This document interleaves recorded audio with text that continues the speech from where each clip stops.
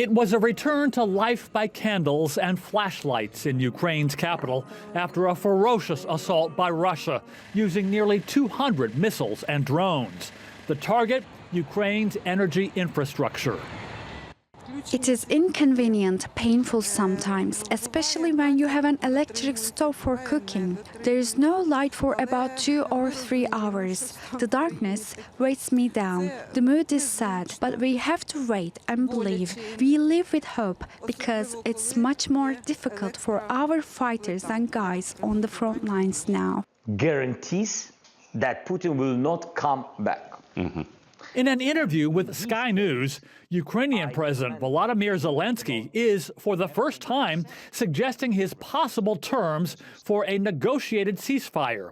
Ukraine joins NATO with the territory now under its control, while working to get back its territory under Russian control later, using diplomacy. Ніхто не пропонував нам бути в НАТО. No one has offered us to be in NATO with just one part or another part of Ukraine. The fact is that it is a solution to stop the hot stage of the war, because we can just give the NATO membership to the part of Ukraine that is under our control. That's what we need to do fast.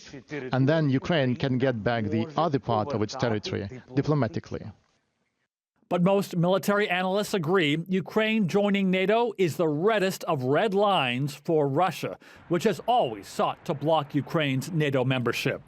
Meantime, incoming U.S. President Donald Trump's pick to serve as a special envoy to the Ukraine-Russia war, retired U.S. Army General Keith Kellogg, is laying out some other possible ceasefire scenarios, including putting an indefinite hold on Ukraine's NATO membership and freezing the front line of the war while creating a demilitarized zone. He's also suggesting that the Trump administration could threaten to withhold more weapons from Ukraine if it does not agree to terms, but at the same time threatening to send more arms to Ukraine if Russia does not agree to terms. And a proposal that Russia would get some relief from all the sanctions that have been imposed on it, but would also have to contribute to the reconstruction of Ukraine. Meanwhile, Ukraine is low on manpower.